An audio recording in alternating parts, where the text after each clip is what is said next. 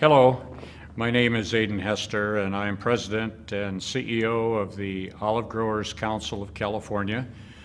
We're a cooperative bargaining association based in Visalia, and we have membership among table olive growers throughout the state of California.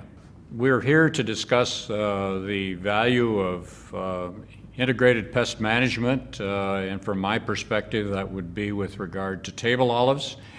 And there is no question in my mind's eye that anything that will provide an opportunity for growers to lessen the use of harsh chemicals in favor of friendly pests that can help us destroy the problems that we have with certain insects within the industry is good.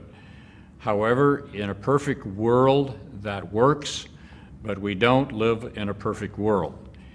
We had a major problem with olive fruit fly that came into the area back in 1998, roughly. And long story short, a single fly find in Tulare County suddenly exploded, and we had the olive fruit fly throughout the state of California, all the way from the Mexican border on the south to Tehama County on the north. Wherever table olives were grown within California, we had an issue.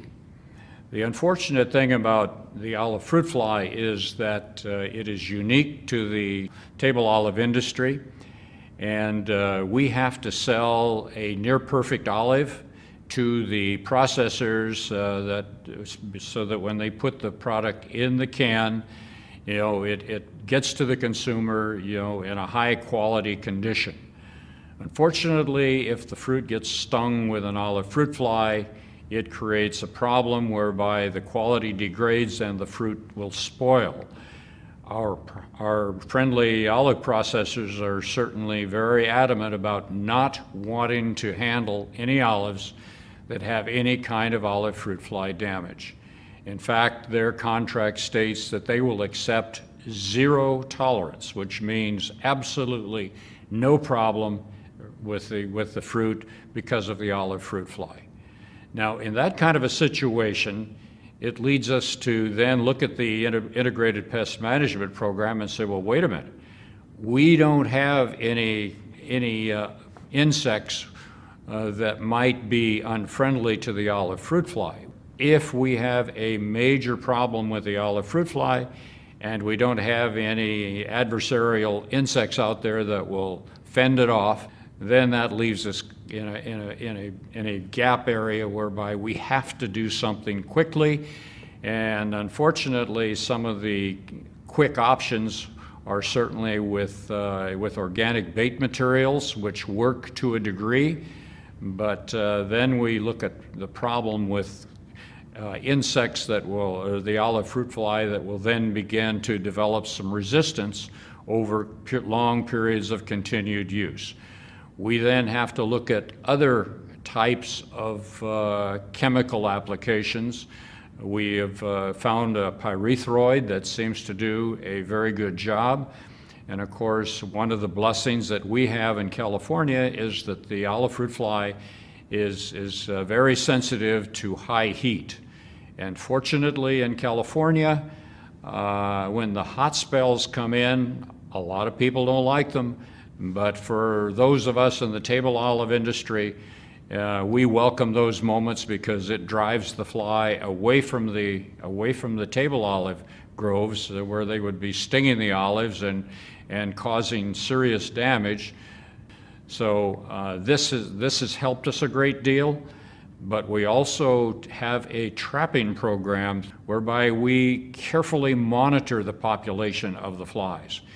And we have noted that there has been some population increases in the spring, which makes us very nervous. But with respect to the fly trapping that we did this year, as soon as the hot weather came in, which occurred in late May, early June, the fly essentially disappeared for a period of months. However, as the weather cools off in the fall, Then we note that the populations begin to come back, and we have advised our growers to always have a battle plan in place with their pest control advisors, so that if suddenly there should be a huge increase in the amount of fly populations that could do serious damage and certainly harm the industry, even to the point of putting California out of the table olive business if we were not able to control it, whereby the growers are prepared to put on their organic bait materials to help mitigate the problem with the fly. It's not 100% perfect, but thus far it seems like it's doing a reasonably good job.